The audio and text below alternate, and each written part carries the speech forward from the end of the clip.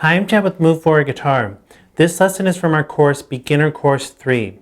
If you'd like to see the rest of the lessons in this course, download the jam tracks, download the corresponding eGuide, which includes detailed charts and diagrams for each lesson, step-by-step guidance on how to practice and retain the material in each lesson, bonus tips and tricks and links, and much more.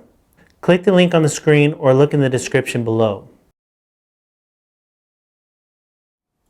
Welcome to Lesson 3. In this lesson, I'm going to teach you how to play an open D minor chord. So I'm going to show you an open D minor chord, and this is another very common chord used all the time, and it's in the key of C. And with this chord, you have all the basic chords in the key of C. If you remember from the last course, I told you that I gave you all the basic chords for the key of G, which was G, A minor, I showed you B minor 7, and another version, C, D, E minor. Well, the key of C, the basic chords are C, D minor, E minor, F, G, A minor. So this D minor is the only chord you need to fill out the key of C. So that means all these chords, C, D minor, E minor, F, G, A minor, are going to sound good together, and you can mix them up and see what you like, and you're going to have tons of options for playing in the key of C.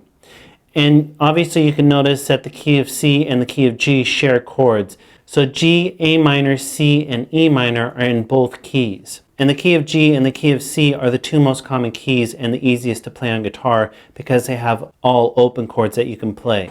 None of the other keys are like that. Other keys have open chords in them, but not every single chord is an open chord. So that's when you run into bar chords and you have to learn more advanced chords to be able to play fully in other keys without a capo. And now, not only with D minor will you be able to play everything in the key of C and the key of G, but with a capo, you'll be able to play in any key pretty much. And if you look in your eGuide, there's a diagram that explains how to do that, and that'll really help you out. But just know that with the key of G and the key of C and a capo, you can play in any key. So even if you come across a song that's in a different key, if you know how to use a capo to change keys, you'll be able to play in it with one of the keys, either G or C. And like I said, look in the eGuide, it explains how to do that. So here is the D minor chord.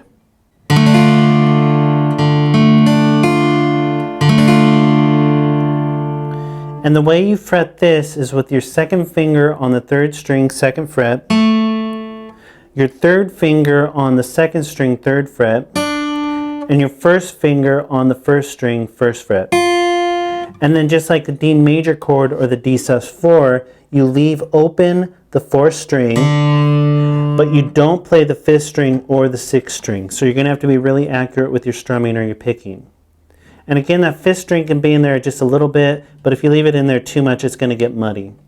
And with this chord, you can leave your thumb down like with the F major, or you can bring it up. It just depends on your hand and what's most comfortable for you. But a lot of times when I play it, I leave my thumb down.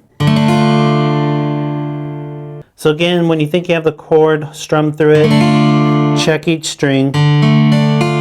If you hear anything muted, buzzing, or sounding funny, just go through, check each finger, see what's causing it, and keep adjusting until you're able to get all the notes to ring out clearly. So that's how to play an open D minor chord.